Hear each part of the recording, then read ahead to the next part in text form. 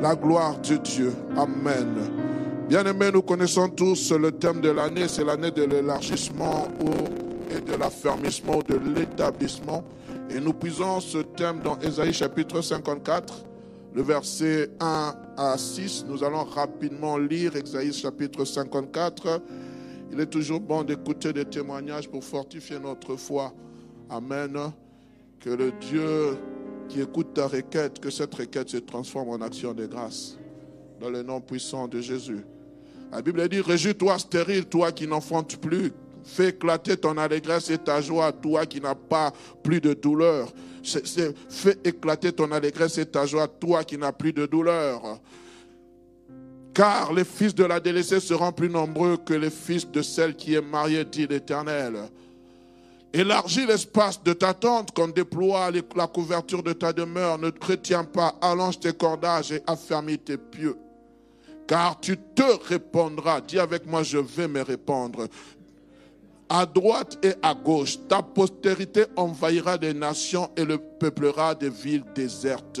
C'est ce que Dieu peut faire. Ne crains pas, car tu ne seras point confondu. Ne rougis pas, car tu ne seras point déshonoré. Mais tu oublieras la honte de ta jeunesse. Je prie que quelqu'un puisse oublier sa honte. La honte qu'il a portée pendant longtemps. Parce que lorsque l'Éternel te fait réjouir, il amène la confusion dans le camp de tes ennemis. Je prie que la honte de ta jeunesse, la honte que tu portes depuis longtemps, à cause d'un problème, à cause d'une maladie, que cette honte disparaisse, comme cette femme qui était atteinte de la perte de sang. La honte avait disparu. Elle devait s'éloigner des gens. Mais lorsque la visitation divine est là, la honte, de toute façon, c'est Jésus qui a porté notre honte. Est-ce que tu peux me donner un amen de gloire? Et tu ne te souviendras plus de l'opprobre de ton veuvage. Je prie que Dieu puisse effacer le souvenir d'une honte dans la vie de quelqu'un. Le souvenir d'une honte passée dans la vie de quelqu'un. Car ton Créateur est ton époux, l'Éternel des armées est son nom, et ton Rédempteur est le Saint d'Israël. Il se nomme Dieu de toute la terre. Amen. Car l'Éternel te rappelle comme une femme délaissée et au cœur attristé. Je ne sais pas pourquoi le Seigneur parle toujours d'une femme. La femme est plus sensible que l'homme. C'est pour cela même l'Église, on l'appelle l'épouse de Christ, à cause de cette sensibilité, bien-aimée. La femme, bien-aimée, est un être très sensible et c'est pour cela que l'homme doit l'entourer de toute son attention. Et Dieu compare l'Église à une épouse. Pourquoi? C'est son épouse. Jésus est le fiancé de l'Église. Un jour, nous allons nous marier à notre fiancé et nous deviendrons l'épouse de Christ. Lui, il est l'époux et nous sommes l'épouse. Et c'est ce qu'on appelle les noces de l'agneau. Oh, bien-aimé, cela va se faire après l'enlèvement de l'Église. C'est pour cela, priez que vous puissiez partir au premier enlèvement pour vous réjouir avec le Seigneur. Pendant que nous allons nous réjouir ici, il y aura de grandes tribulations. 3 ans et demi de séduction, 3 ans et demi de tribulation. Vous n'avez pas la marque de la bête, vous passez par des tourments. Comme une épouse de la jeunesse qui t'a répudié, dit ton Dieu. Nous avons eu à parler longuement sur ce thème, élargis l'espace de ta tente. Et nous avons dit que l'élargissement, c'est le fait de rendre plus large, de s'étendre, d'augmenter, d'agrandir, de créer un espace plus spacieux. En fait, lorsque Ésaïe est en train de dire élargis l'espace de ta tente, ce n'est pas directement que la tente est déployée, c'est la surface qui doit d'abord commencer par s'agrandir. L'endroit, est-ce qu'on peut me mettre la photo ou l'image de notre thème? Nous allons essayer d'expliquer. C'est l'endroit qui doit s'agrandir. C'est d'abord l'endroit. C'est d'abord l'endroit que tu dois rendre habitable. L'endroit que tu dois préparer avant de pouvoir planter ta tente. Alléluia. Et c'est cet espace que Dieu nous demande de pouvoir agrandir, bien-aimés. Nous parlons de l'élargissement. Pourquoi? Nous avons donné 3 choses importantes. Lorsqu'on parle de l'élargissement, ça apporte un plus dans nos vies. Il y a un changement de mentalité dans notre façon de travailler. Il y a une nouvelle dimension qui entre dans notre espace, frères et sœurs.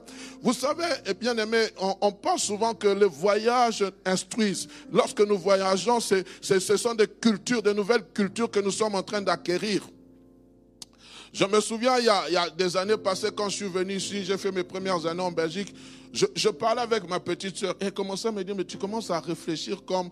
On avait un grand frère qu'on appelait Yahigo, il est maintenant aujourd'hui, il est rentré au pays. Il dit, tu commences à parler comme lui, tu commences à réfléchir. Et j'ai compris, bien aimé, même le milieu nous influence dans notre langage. Et notre façon de penser, notre façon de concevoir les choses change. Et lorsque vous êtes originaire, par exemple, d'un pays, moi quand je rentre dans mon pays d'origine, j'arrive, il y a des choses que je trouvais normales à l'époque, que je trouve anormales. Mais on va vous dire, ici ça a toujours été comme ça. Mais il faut que ça change. Pourquoi? Parce que ton champ de vision, ton champ de compréhension a changé. Et lorsqu'on dit élargir l'espace de ta tente, il faut aussi dans ta pensée que les choses changent. J'ai beaucoup aimé le frère Dadi a publié une réflexion où il disait, c'est vrai qu'on est en train de parler de cela chaque matin, le changement c'est maintenant. Mais pour qu'il y ait un changement, ça commence d'abord par la pensée, par la mentalité des choses, par la perception des choses. Tant que tu ne sais pas changer ta mentalité, elle ne changera pas. Quand je suis revenu dans ce pays, j'ai dit, mais nos dignitaires venaient dans ce pays, ils voyaient les autoroutes, ils voyaient tout ça. Mais pourquoi ils n'ont pas amené ça là-bas? Pourquoi? Parce que leur mentalité était restée carrée, restreinte. J'ai dit, mais ces grandes autoroutes, vous faites simplement un virage, vous changez de côté. Mais comment on a des ingénieurs capables de penser comme ça, de réfléchir? Mais on ne veut pas... Parce que bien aimé, lorsqu'on parle d'élargissement, on parle d'avancer. Lorsqu'on parle d'élargissement, on voit loin. Et je prie qu'au nom de Jésus, qu'il y ait une personne qui élargisse même son champ d'action. Celui qui est dans les commerces, qui fait seulement Italie-Belgique, Italie-Belgique, demain qu'il parte même de l'Italie jusqu'en Afrique. Élargis ton champ d'action. Vois différemment que les autres, bien-aimés. Lorsque tu élargis ton champ d'action, il y a des opportunités qui se créent. On est ensemble. Si Christophe Colomb n'avait pas élargi son champ d'action, je pense qu'on ne saurait même pas que la terre est ronde. On pensait qu'il allait tomber dans un trou. On dit qu'il a découvert l'Amérique. Bon, d'autres refutent cette théorie, mais bon, ça, c'est pas mon problème. Alors, la deuxième chose, une approche différente sur le monde qui nous environne. On a une approche différente.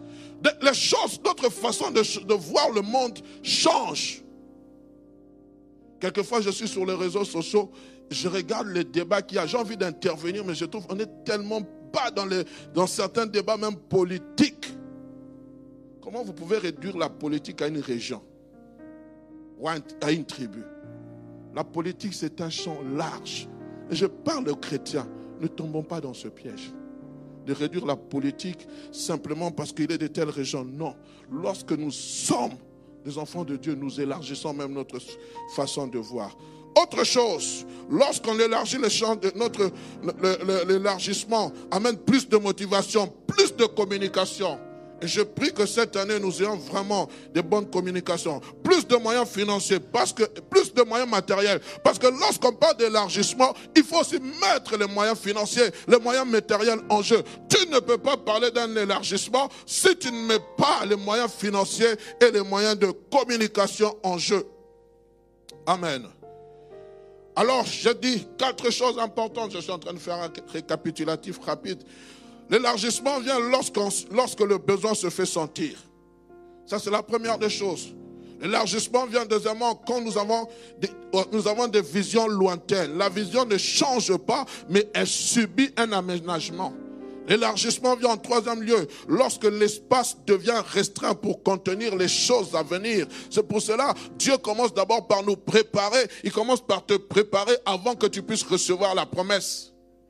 Il te fait la promesse, mais pourquoi Dieu te parle? Pourquoi Dieu est venu visiter Marie? C'était pour la préparer. L'ange, plutôt Gabriel, est venu visiter Marie. C'était pour la préparer à cette visitation. Quelquefois, Dieu nous parle pour nous préparer, mais nous, qu'est-ce que nous en faisons? Ah, Dieu m'a parlé, gloire, alléluia. Dieu m'a donné une parole de connaissance. Dieu m'a parlé par prophétie. Nous sommes dans la joie. Mais pourquoi il le fait? C'est pour te préparer à quelque chose de glorieux. Dieu ne peut pas parler en vain. Dieu ne peut pas te parler en vain. Dieu ne peut pas te faire une promesse en vain.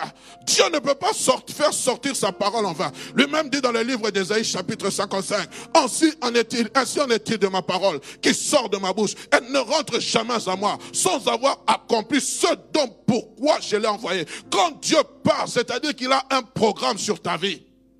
Il ne parle pas en vain. Quand il te fait une promesse, c'est-à-dire qu'il a déclenché un programme sur ta vie. Celui qui est d'accord avec moi me donne un amen de gloire. Je suis en train de te parler, bien-aimé. Dieu ne peut pas gaspiller sa salive, permettez-moi de le dire, en vain. Lorsqu'il le dit, lorsqu'il parle, c'est pour qu'une chose se déclenche. La Bible dit, il envoyait sa parole. Et sa parole les guérit. Quatrième des choses. Pourquoi l'élargissement? L'élargissement vient lorsqu'il faut passer à un autre cap. À un autre cap, à une autre saison. L'élargissement nous fait passer à un autre temps. L'élargissement nous ouvre des portes qui étaient fermées. C'est ça l'élargissement. Quand Dieu amène l'élargissement dans ta vie, c'est parce qu'il veut te faire passer à un autre cap. Alléluia. Alors aujourd'hui, je parlerai rapidement, le temps passe tellement vite, de deux choses. Je parlerai de déploie ta couverture. Et je parlerai et rallonge tes cordages. Ces deux versets que nous trouvons, bien aimés, après l'élargissement, dit, élargis l'espace de ta tente. Fais quoi? Est-ce que vous pouvez me remettre le passage d'Ésaïe 54, verset 2? Il dit, élargis l'espace de ta tente. Fais quoi? Déploie tes couvertures et rallonge tes cordages. Que le Seigneur m'aide. Alléluia. Remettez-moi Ésaïe 54, verset 2, bien-aimé, s'il vous plaît. Qu'on déploie les couvertures de ta demeure. Amen. Ne retiens pas. Allonge tes cordages. Et la conclusion, affermis tes pieux. Et dans l'image que nous avons, bien-aimé, vous allez constater. Remettez-moi l'image, s'il vous plaît, mes chers amis de la technique. Je vous fais beaucoup d'exercices. Vous allez constater, bien aimé, que nous avons cette tente, cette merveilleuse tente. Fort dommage que je n'ai pas un bâton. Papa Tony, la prochaine fois, vous me trouvez un bic avec une pointe rouge. Vous allez voir, bien aimé, que la tente, lorsqu'on parle de couverture, c'est les couvertures de la tente, c'est simplement ceux qui recouvrent la tente. L'espace, c'est l'intérieur de la tente. Et Esaïe dit qu'on en déploie les couvertures. Vous avez la couverture avec moi, mon frère? Je prends le frère Joël, venez avec moi. Restez, laissez la couverture pliée. Frère Joël, venez. Montez, je vous donne. Peut-être plus tard, vous allez aussi apporter l'évangile ici. Montez. Nous avons. Montrez la tente, s'il vous plaît. Montrez. Nous avons une couverture. Laissez-la plier. Nous avons une couverture. Mais maintenant, Dieu est en train de dire déployer cette couverture. Est-ce que vous pouvez la déployer? Vous savez comment on déploie? C'est-à-dire, ouvrez-la jusqu'à la fin. Jusqu'à la fin. Ouvrez-la. Amen. Qu'est-ce que vous avez constaté?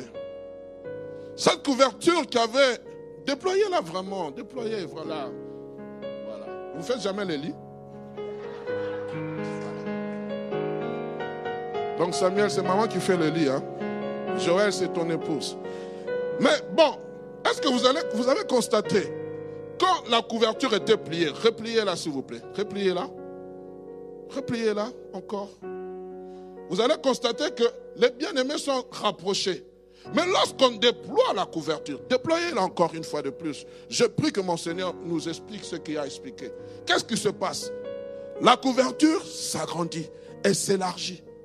Et lorsque Dieu est en train de dire déployer la couverture, le mot qui se cache derrière ce mot déployer, c'est-à-dire déplier-la, ouvrez-la jusqu'à la fin, jusqu'à tout son agrandissement. Et c'est ça que Dieu veut, bien-aimé, pour son église. C'est ça que Dieu veut pour son peuple. Tu étais recroquevillé en toi-même, mais il y a des choses que Dieu a placées dans ta vie. Quand Dieu place des choses dans ta vie, tu commences à te déployer, tu commences à t'ouvrir, tu commences à t'agrandir. Je ne parle pas que tu commences à grandir, mais je dis tu commences à t'agrandir. Merci bien-aimés, vous pouvez rentrer. Est-ce que nous pouvons les encourager?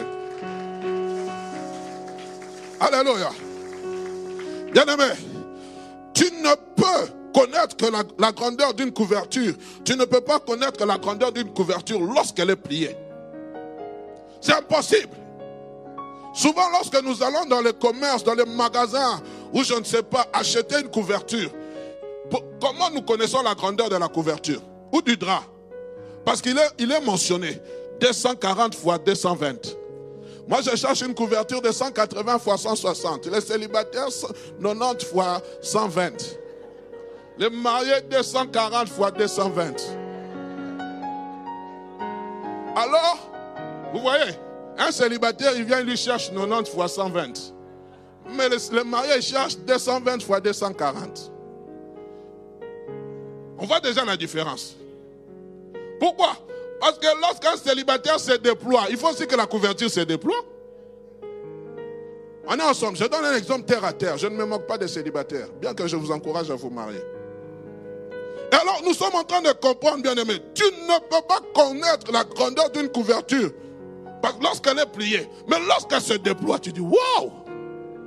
Et vous allez voir souvent les marchands ambulants, ceux qui vont dans les marchés, quelquefois ils se permettent de déployer, même les couvertures, ou même quelquefois les tapis qu'ils vendent, ils les déploient pour vous montrer la grandeur. Mais quand toi tu regardes ce tapis, tu regardes cette couverture, elle est tellement petite, tu te dis, mais est-ce qu'elle va suffire? On vous rassure. Alors quand Dieu te demande de te déployer, c'est parce qu'il sait qu'il t'a appelé à des grandes choses. Tu étais recroquevillé, tu étais plié. Maintenant Dieu commence à dire, déplie-toi. J'appelle quelqu'un ce matin à se déplier dans sa vision. J'appelle quelqu'un ce matin à s'accroître dans sa vision. Si, lorsque tu étais plié, on te méprisait, mais lorsque tu es en train de te déplier, les gens sont en train de remarquer, oh, mais ce n'est pas la même personne. Oui, c'est toujours moi. Je n'ai pas changé. Mais ce qui change en moi, c'est le volume, la consistance qu'il y a à l'intérieur. On est ensemble? Alléluia. Bien-aimé, déploie ta couverture. La couverture servait aussi de protection contre les intempéries.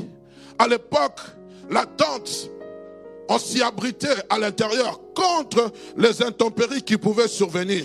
La tente nous abrite lors des vents violents, des tempêtes de pluie ou des rayonnements du soleil.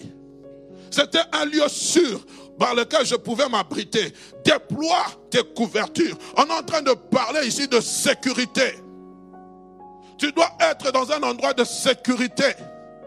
Bien-aimé, Dieu ne peut pas te donner une vision sans une sécurité. C'est impossible. Il y a toujours une sécurité. On est ensemble. Car plus ta tente s'élargit, plus la couverture doit aussi suivre. Il est impossible que l'espace sur lequel Dieu t'a appelé, il te mette une petite couverture. Et puis vous savez souvent, la couverture est plus grande. Vous avez des lits peut-être de 180 sur 200 mètres. Mais vous n'allez pas acheter une couverture de 180 sur 200. Vous allez acheter 220 x 200 pour qu'elle aille au-delà du lit. On se comprend. Et souvent les tentes, lorsqu'on était en train de construire les tentes, on déployait, la couverture de la tente devait être plus large que l'espace de la tente. C'est pour cela, remettez-moi l'image s'il vous plaît, bien-aimé. Excusez-moi, il faut que j'explique. C'est pour cela que vous voyez, bien aimé, lorsqu'on est en train de déployer la tente, l'espace de la tente est à l'intérieur. Et je disais, bien aimé, la couverture devait suivre aussi. Le désir de Dieu, c'est non seulement que tu t'élargisses, mais aussi de te protéger des intempéries. La protection dont il est question ici, ce n'est pas la protection divine. J'aimerais te dire, ce n'est pas la protection divine. L'assurance de la protection divine, nous l'avons dans le verset 1er d'Ésaïe chapitre 54. Où Dieu dit, où il est en train de parler, réjouis-toi. Et il dira, ne crains rien, ne crains rien, ne rougis pas. J'ôterai ta honte. Mais la protection dont je suis en train de parler, je ne te parle pas de la protection divine. Je suis en train de te parler de ta propre protection à toi-même. La Bible dit, celui qui est né de Dieu se garde lui-même et le diable ne le touche pas. Pourquoi? Parce que Dieu nous a déjà garanti la protection. Cette protection, c'est la tienne. J'aime beaucoup Paul.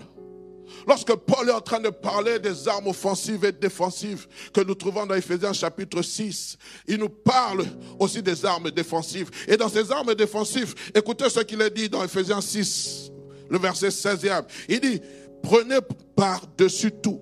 Ephésiens 6, 16. Prenez par-dessus tout le bouclier. Par-dessus tout cela, le bouclier de la foi, avec lequel vous pourrez éteindre tous les traits enflammés du malin. Il dit, prenez par-dessus tout le bouclier de la foi. Le bouclier sert à quoi? À nous protéger. Le bouclier, c'est ça ta tente. Le bouclier de ta foi, c'est ça ta tente contre les intempéries, contre les mauvaises périodes. Tu dois activer ta foi. Oui, Dieu m'a parlé. Oui, Dieu s'est révélé à moi. Oui, Dieu m'a visité. Oui, Dieu m'a envoyé son serviteur. Oui, Dieu m'a envoyé son ange. Mais qu'est-ce qui se passe? Un moment, tu vas traverser la vallée de l'ombre de la mort. Un moment, tu vas traverser la vallée de Baka. Un moment, tu seras combattu. Un moment, ta foi sera mise à rude épreuve. Qu'est-ce qu'il faut? Je dois me protéger contre ces intempéries. Le bouclier de la foi. Oh, crier j'ai la foi, c'est bien. Dire j'ai la foi, c'est mieux.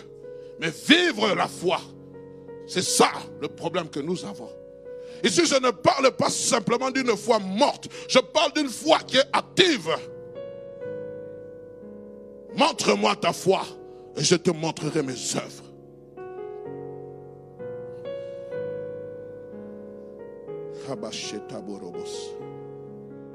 L'extension de notre couverture est en fonction de notre foi. C'est dans l'agrandissement, c'est-à-dire dans le développement, dans l'élargissement, dans l'augmentation de nos connaissances et de notre révélation, de nos connaissances et de nos révélations que nous recevons, bien aimés, que notre relation avec le Père est en train de grandir. Ici, la foi dont je suis en train de vous parler, ce n'est pas la foi qui croit que Dieu existe. Ce n'est pas de cette foi dont je te parle. C'est de cette foi qui doit grandir. Les disciples font une prière. La Bible dit, les apôtres ont fait cette prière. Augmente notre foi. Christ leur dit, si vous avez la foi comme un grain de sénévé, vous direz à cette montagne, ôte-toi de là et jette-toi dans la mer. Et si vous la croyez, la chose que vous êtes en train de dire arrivera. Mais lorsque vous êtes en train de lire ce passage qui se trouve dans les livres de Luc, je ne l'ai pas mentionné, mais vous allez constater une chose. Jésus-Christ ne leur dit pas que votre foi ne doit pas augmenter. Il dit, augmente-nous la foi. Mais pourquoi? Jésus-Christ parlait d'une situation de crise. Il est en train de leur faire comprendre la manière dont on doit marcher.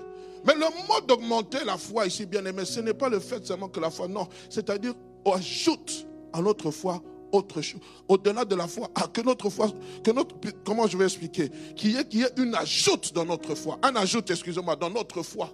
Il faut mettre au-dessus de la foi. C'est pour cela, comme Pierre est en train de dire, il est en train de parler, il dit une chose. Il est en train de dire ceci, dans 2 Pierre chapitre 1, verset 5. Il dit ceci. Faites à cause de cela, même faites tous vos efforts pour joindre à votre foi la vertu, à la vertu, la science. Il dit à votre foi, vous devez ajouter la connaissance à votre foi. Ce n'est pas parce que tu as la foi que tu ne dois pas ajouter la science. Ce n'est pas parce que tu as la foi. Il faut augmenter dans le domaine de l'élargissement, bien-aimé. Notre foi aussi doit s'accroître. Notre foi s'accroît, bien-aimé. Comment? Dans la relation que nous avons avec le Père, le Fils et le Saint-Esprit. Mais dans la révélation et dans la connaissance. Tu peux dire j'ai la foi. Tu peux crier que j'ai la foi. Tu peux dire que j'ai la foi, frères et sœurs. Oui, même le diable croit que Dieu existe et il tremble. La foi dont je suis en train de te parler, c'est une foi qui te fait entrer dans une autre dimension. La foi qui te pousse à la connaissance de Dieu. La foi qui te pousse à la révélation de Dieu. Paul était un homme de connaissance. Paul était un homme de révélation. Mais dans la foi. Aujourd'hui, on parle de la foi. La foi est mal comprise, frères et sœurs. Oui, j'ai la foi. Oui, j'ai la foi. Mais sur quoi bases-tu ta foi? La foi vient de ce qu'on entend. Ce qu'on entend vient de la parole de Dieu. Mais souvent, on pense simplement le fait d'écouter la parole. C'est le fait de lire. C'est le fait d'être enseigné. C'est le fait de s'asseoir comme les chrétiens de Béret, afin que ta foi puisse croître, afin que tu puisses écouter ce que Dieu a à te dire et croire que cette parole qui sort de la bouche de son serviteur ou de sa servante est oui et amen. L'église aujourd'hui est en train de négliger la connaissance. L'église aujourd'hui n'aime pas les études bibliques. L'église aujourd'hui n'aime pas lire la parole de Dieu. Mais l'église pense que la foi, c'est comme si tu vas au marché, tu l'achètes. Non, la foi grandit dans la connaissance. Quand j'ai la foi, je grandis dans la connaissance. Quand j'ai la foi, je grandis dans la révélation.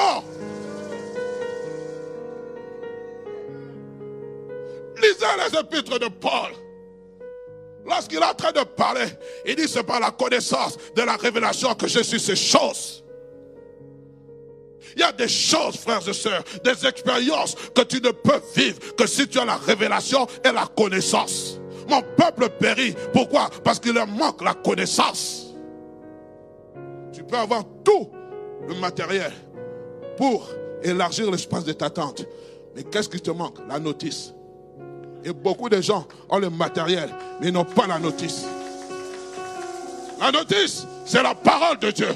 La notice, c'est la parole de Dieu. Dieu parle à Josué. Il dit que le livre, ce livre de la loi, ne s'éloigne point de ta bouche. Médite-le jour et nuit. C'est alors que tu réussiras. C'est alors que tu auras le succès. Tu cherches le succès. Tu cherches la réussite. Où est passée la parole? On était 24 heures sur 24 en train de suivre des serviteurs de Dieu. Et toi-même, ta foi s'édifie comment? Je me connecte à ton esprit. Je me connecte à ta grâce. Mais lui, cette grâce, il l'a obtenue où? Nous cherchons le sensationnel. Nous cherchons le sensationnel. Nous aimons. Oh non, l'Esprit de Dieu n'était pas là parce qu'il n'y a pas eu de parole de connaissance. Frère, la meilleure parole de connaissance, c'est la parole de Dieu. Nous cherchons le spectacle. L'église est devenue un lieu de spectacle. On vient te parler des astres. Tu es un astre brillant. Frères et sœurs, m'arrêtez ces choses. Je suis enfant de Dieu, je ne suis pas un astre brillant. Moi, je suis enfant de Dieu. Oh, si ton étoile ne brille pas, on vous explique des choses. Frères et sœurs, la foi, ce n'est pas le spiritisme. Faites attention. Et tu es là, tu es en train de liker. Tu es là, tu es en train de liker. Tu es là, tu es en train de liker. On vous donne la véritable parole, tu ne likes jamais. On te donne de bons enseignements, tu ne likes jamais. Tu ne partages jamais. Tu partages seulement des prophéties des prophètes. Alors moi aussi, je dois m'appeler prophète pour que tu commences à partager.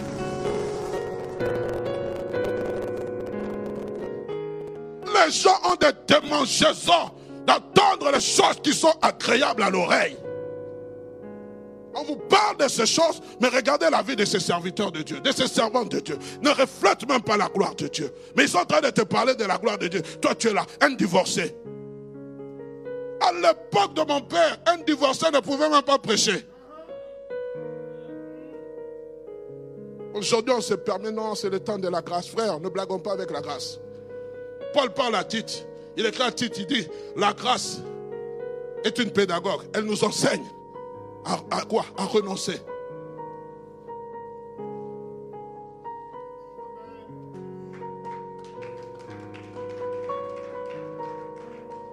Comment? Les amis, il faut quelquefois qu'on soit scripturaire. Qu'on soit scripturaire. Ce n'est pas parce qu'il fait des miracles que Dieu est avec lui. Plusieurs viendront à mon nom. Ils diront ils ont fait des miracles. Ils ont fait des miracles. Frères et sœurs, une église où on n'enseigne pas la parole. Je parlerai ce mercredi. Soyez là. Nous devons parler des caractéristiques d'une église stable. Une église où la parole de Dieu n'est pas enseignée. Où la saine doctrine n'est pas enseignée. Cette église doit fermer la porte. Il y a des églises qui doivent fermer leurs portes. Se repentir, chercher réellement Dieu. Oh, je ne dis pas que mon église est la meilleure. Non, frères et sœurs, on s'éloigne de ce qui faisait notre force. On s'éloigne de la connaissance. On s'éloigne de la révélation. Vous vous connectez à l'esprit. Tu ne sais même pas où est-ce qu'il a eu ses enseignements. Si on, frère, non. Quelquefois, les gens, ils ne comprennent pas. Quand vous suivez comme ça, vous dites, mais ça, ce sont des enseignements comment, de l'occultisme. Il a seulement enlevé le nom de l'occultisme. Il a mis le nom de Jésus. Et toi, Dieu, là, tu te connectes. Et le soir, tu as des visitations. Tu ne comprends pas. Pas des visitations angéliques, mais des visitations démoniaque. Pourquoi? Tu as ouvert une porte. La parole de Dieu amène la paix dans nos cœurs. Je ne vise personne. Mais quelquefois l'église, il suffit seulement que j'écrive séminaire miracle, séminaire de guérison. Cet endroit sera petit. Et si j'écris séminaire de sanctification, pasteur, ces choses-là, ce n'est plus pour nous. Nous avons quitté l'étape de la sanctification. La sanctification, c'est une chose de tous les jours. C'est un quotidien de tout chrétien. Un chrétien qui n'enseigne pas la sanctification passe à côté. Parce que la sanctification est une chose quotidienne. Parce que la sanctification nous prépare au retour de Christ. Quand une église part, quitte le lieu de la sanctification, elle va vers les choses farfelues. Alors il y a un problème.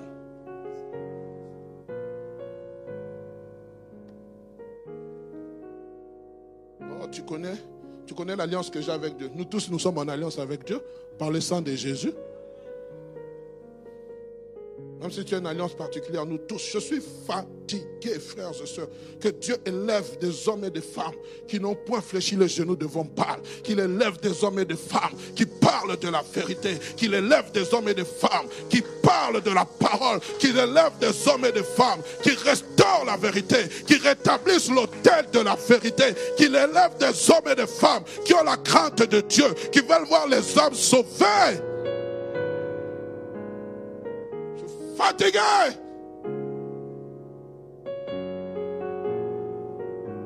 Oh oui, l'esprit peut agir. Oh oui, l'esprit peut nous visiter. Oh oui, l'esprit peut nous agiter. Mais frère, quand ça devient tous les jours, la parole n'est pas enseignée, alors il y a un problème. On sait que quand tu vas finir, il y aura les services. S'il n'y a pas les services, pasteur, il manque quelque chose. Qu'est-ce qu'il a manqué? J'ai prêché. La Bible dit, et le Seigneur confirmait sa parole par des signes, des prodiges et des miracles. On ne disait pas que les apôtres, on ne disait pas que les prophètes, on ne disait pas que les bishops, on disait le Seigneur. Donc le Seigneur dans sa souveraineté, il peut faire qu'il y ait un miracle. Le Seigneur dans sa souveraineté, il peut faire qu'il y ait la manifestation de l'Esprit de Dieu. Le Seigneur dans sa souveraineté, il peut faire qu'il y ait une guérison. Le Seigneur dans sa souveraineté, il peut faire qu'un paralytique marche. Le Seigneur dans sa souveraineté. C'est ça que nous oublions. La souveraineté de Dieu.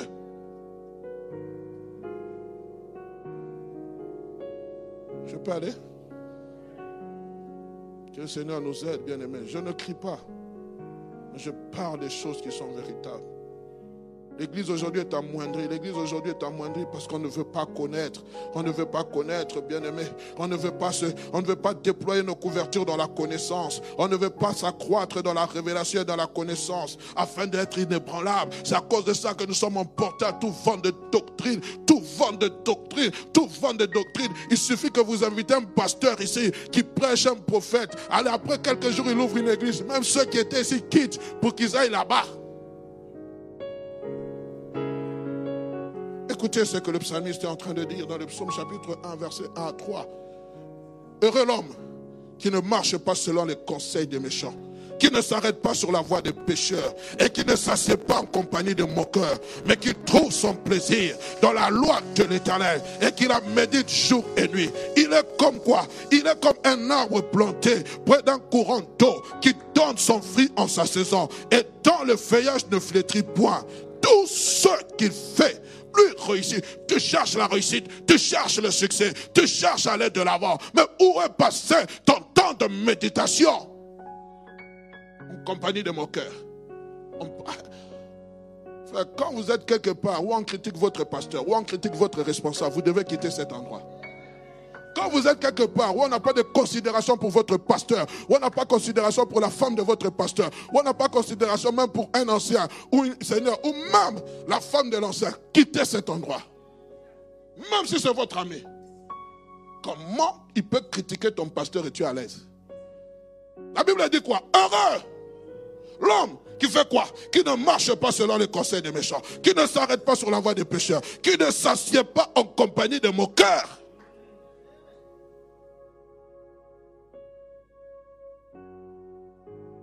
Il y a des gens dans ma vie que je ne permettrai jamais que vous critiquiez. Je ne vais pas les citer. Aujourd'hui, on a facile à critiquer les serviteurs de Dieu. On a facile. Mais faites mieux qu'eux. Faites mieux qu'eux. C'est facile. Le domaine de la foi, bien-aimé, est quelquefois mal compris par les chrétiens. L'accroissement de notre foi dépend aussi des efforts que nous sommes appelés à fournir. Tu es appelé à fournir un effort, ma soeur, mon frère. Nous sommes appelés à fournir des efforts pour croître dans la foi. La méditation, je pense qu'on doit dépasser l'étape où on doit venir poser la question à quelqu'un. Tu as médité la Bible aujourd'hui? Non, frère. Il y a des gens à qui on ne peut même plus poser cette question. Ça doit être quelque chose, une nourriture quotidienne. Non, pasteur, je n'ai pas médité, mais j'ai suivi une prédication. Suivre une prédication, ce n'est pas la méditation. Comprenez? Je vous l'ai dit, suivre une prédication, ce n'est pas la méditation. Amen. Et je disais qu'on dit augmenter, on dit poser dessus. Donc j'ai la foi, mais je pose dessus la connaissance, je pose dessus la révélation, je pose dessus la science. Quelquefois, frères et sœurs, il est bon même, au-delà simplement de la lecture de la parole de Dieu, ajoutez aussi la connaissance intellectuelle. Lisez des livres. Lisons des livres. Suivez des documentaires.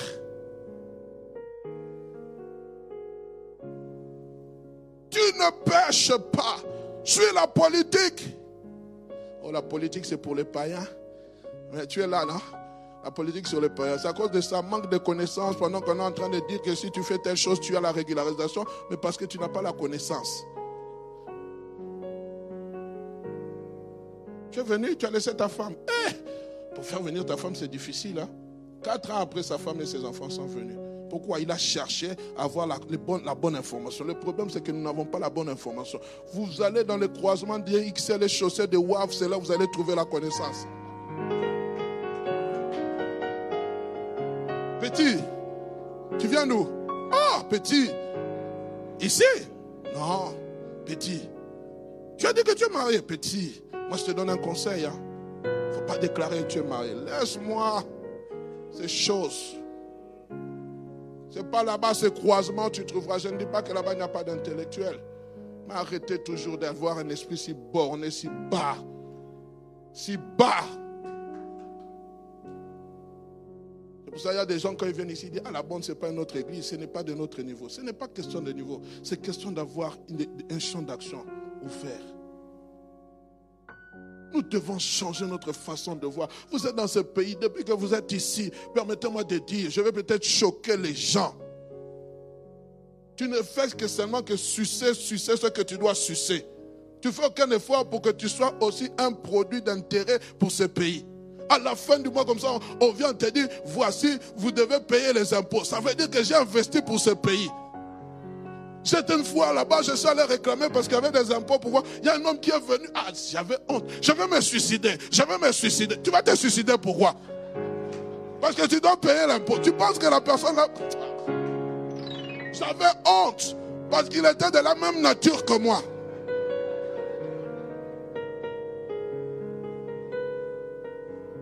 Donc tu vas te suicider. Mais il fallait payer les impôts.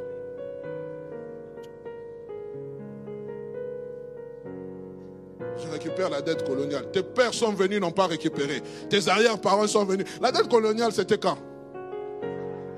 Mais toi, tu récupères en fraudant dans le métro. Et tu dis, je récupère. Toi, tu as connu les colons.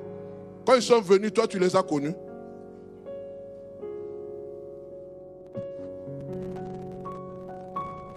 Je peux continuer. Mais il faut parler au peuple de Dieu. Il faut qu'on prenne conscience, frère. Vous êtes le sel de la terre, la lumière du monde. Permettez-moi de parler, même si je cite le nom. Ce n'est pas que je fais la fierté. Mais c'est quand même une fierté. Ce frère aujourd'hui qui a donné le communiqué, à un moment donné, il était sans papier. Il a commencé à vendre. J'ai chez moi un beau cadre. Il a commencé à vendre des cadres avec des passages bibliques. Il cherchait à s'en sortir. Il a vendu des cadres avec des versets bibliques. Moi, j'ai acheté pour encourager ce genre d'initiative. Mais aujourd'hui, il travaille. Et il s'en sort financièrement. Il paye sa dîme. Il contribue pour le pays. Il y a un départ à toutes choses, les amis. Il y a un départ. Tu as quitté ton pays, pourquoi? Pour venir t'empiffrer des frites. Pour venir montrer la grande place. Pour venir montrer ces boules que nous voyons là-bas à l'atomium. Va les voir à un moment donné, maintenant investis-toi. Cherche à acquérir une connaissance. Formation, infirmière, je ne sais pas.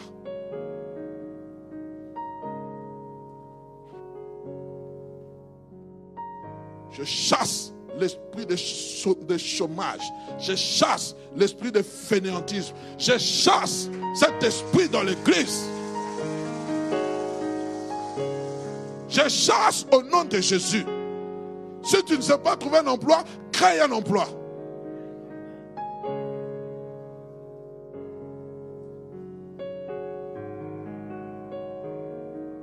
Si tu ne sais pas faire un CV, viens, on va t'aider à faire un CV.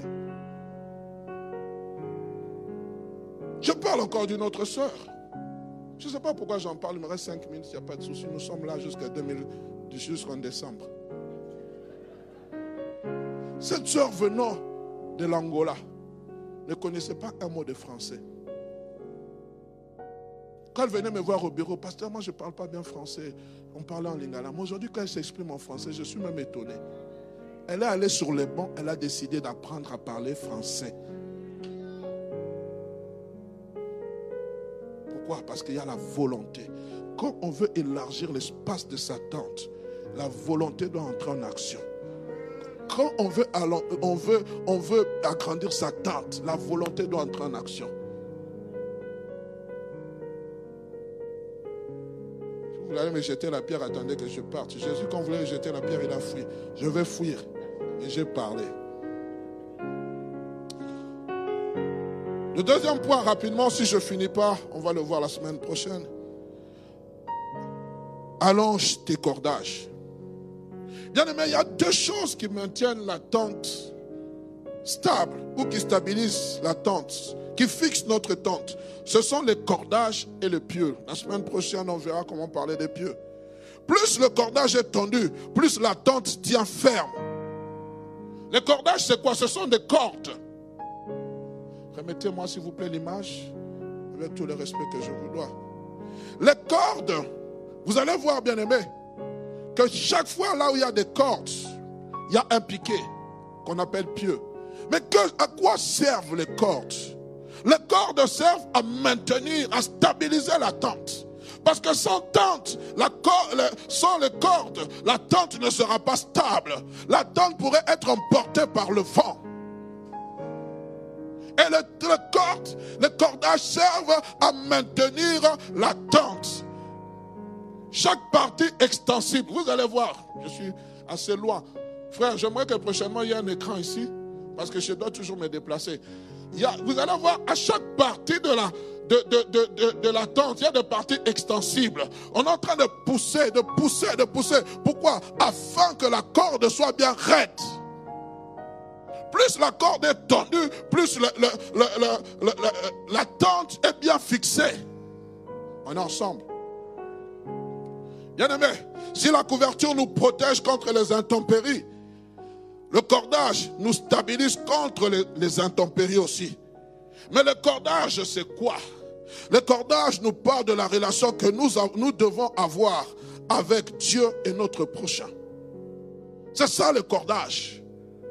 Lorsque vous êtes dans Ecclésiaste chapitre 4, je voulais lire à partir du verset 9, mais j'ai eu peur parce que il y a une partie là qui parle pour les mariés et je n'ai pas voulu choquer les célibataires pour ne pas être une pierre d'achoppement. La Bible dit ceci, verset 12. Et si quelqu'un est plus fort qu'un seul, les deux peuvent lui résister. Et la corde à 3 fils ne se rompt pas facilement.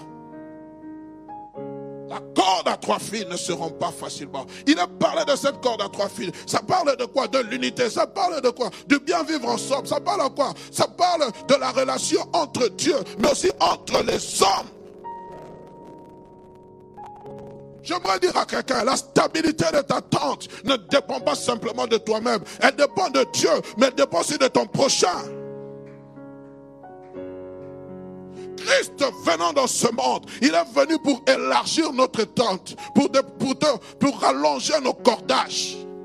Écoutez ce qu'il dit dans le livre de Matthieu chapitre 5 verset 43 à 44. Il dit, vous avez appris qu'il a été dit, tu aimeras ton prochain et tu haïras ton ennemi. Mais moi, il est en train de rallonger le cordage. Mais moi je vous dis, aimez vos ennemis, bénissez ceux qui vous maudissent, faites du bien à ceux qui vous haïssent et priez pour ceux qui vous maltraitent et qui vous persécutent. Oui, vous avez appris que tu aimeras ton prochain et tu haïras ton ennemi. Mais moi je vous dis, rallongez vos cordages. Vous devez bénir vos ennemis. Vous devez prier pour eux. Vous devez ne pas les maudire. Rallonge ton cordage. C'est pour cela, bien-aimé, il est venu dans cette ville qui s'appelait Samarie. Il a vu une femme samaritaine qui a dit, que y a-t-il entre toi et moi? Tu sais qu'il est interdit à un juif de parler à un samaritain. Il a rallongé son cordage d'amour. Il a parler à cette femme. Il ne s'est pas préoccupé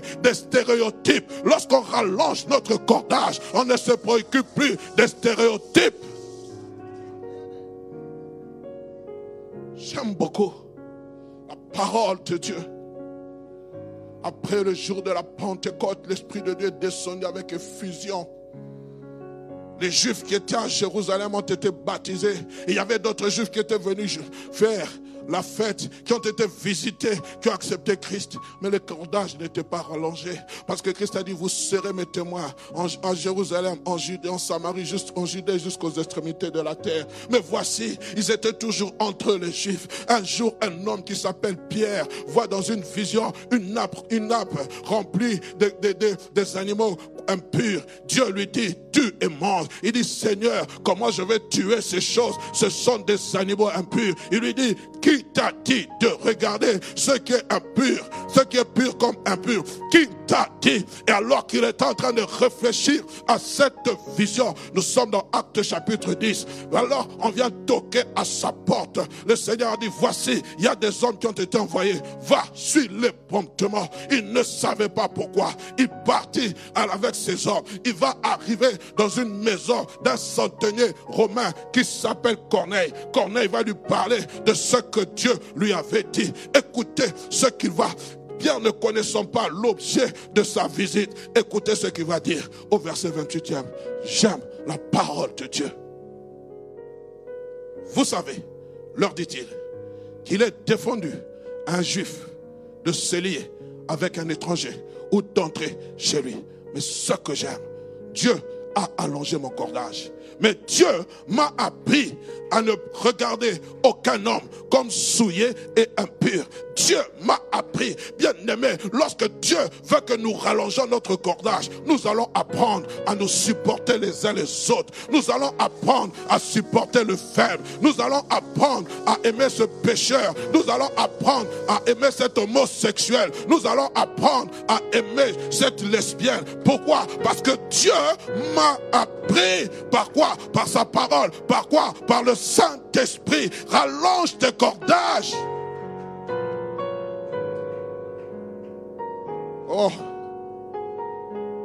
je parlais hier avec une jeune sœur qui est venue me voir au bureau. Elle dit, moi pasteur, j'étais dans ce qu'on appelle l'église, je ne vais pas citer, mais dans la branche charismatique. Mon ami m'invitait chaque fois à venir ici à l'église de la Borne. Je refusais. J'ai dit, moi, je n'ai pas envie d'aller dans vos histoires là, je sais pas, des sectes. Il dit, viens seulement assister. Il dit, je suis venu, j'ai assisté. J'ai assisté et j'ai été touché. Mais il va me dire une chose, pasteur, quand je suis venu, j'ai aimé, quand je vous ai dit d'où je venais, vous ne m'avez pas condamné. En disant, vous priez les statuettes, vous ne m'avez pas condamné, mais vous m'avez accueilli tel que je suis. Lorsqu'on rallonge les cordages, on accueille les gens tels qu'ils sont, avec leurs défauts, avec leurs qualités, mais surtout nous les accueillons avec amour. Rallonger le cordage, c'est le symbole de l'amour. On pose la question à Christ, on dit, quel est le plus grand de tous les commandements? Il dit, tu aimeras Dieu de tout ton cœur, de toute ta force, de toutes tes pensées, ainsi de suite. Et il dit, et tu aimeras ton prochain comme toi-même. La borne, es-tu prêt à rallonger? Es-tu prête à rallonger tes cordages? Si tu es prête, alors attends-toi qu'il y ait des gens qui n'ont pas la même capacité que toi, la connaissance que toi, qui sont faibles, qui viendront de part et d'autre. Ne retiens pas, ne les retiens pas, ne les empêche pas de venir, ne les empêche pas. Puisse mon Dieu vous bénir, puisse mon Dieu être avec vous. Alléluia. Jésus, rallonge tes cordages, affermis tes pieux. Que le Seigneur nous aide à déployer nos couvertures. J'aimerais lancer un appel. Aujourd'hui. Je crois qu'il est de mon devoir aussi de lancer un appel. Certes, tu viens à l'église de la Borne. Certes, tu connais le pasteur, tu connais son numéro personnel, mais tu n'as jamais fait une rencontre personnelle avec ce Créateur de la terre et de l'univers. Et tu voudrais le rencontrer parce que tu veux que Dieu puisse rallonger tes cordages et déployer ta couverture. Je te demanderai simplement de te lever. Ça, c'est le premier appel. Deuxième appel, tu as été touché par la parole. Merci, ma soeur. Merci, Seigneur. Il y a de la joie. Ma soeur, nous allons faire une chose que nous n'avons jamais faite. Je demanderai au diacre David de prendre cette soeur et de monter avec elle et de la faire accepter Christ, de parler avec elle de l'évangile de la grâce. Parce que je crois, bien aimé, c'est ce à quoi l'Église est appelée. Notre sœur s'est levée. Nous avons nos têtes baissées, il n'y a pas de spectateurs. Deuxième appel que je fais. Tu as été touché par la parole. Et tu veux que Dieu rallonge tes cordages. Tu veux qu'il déploie aussi ta tente.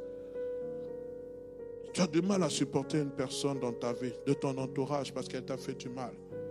Mais tu veux que Dieu puisse changer cette façon de voir. Si tu la lèves, toi, nous allons prier avec toi et pour toi. Merci, ma soeur. Merci, ma soeur. Merci, merci, merci. Oh Seigneur, merci. Merci, Saint-Esprit. Merci, Saint-Esprit. Tu veux que Dieu déploie ta couverture aussi. Lève-toi, nous allons prier avec toi. Je demanderai à ceux qui se sont levés, faites cette prière intérieure. Seigneur, rallonge mes cordages d'amour. Rallonge mes cordages.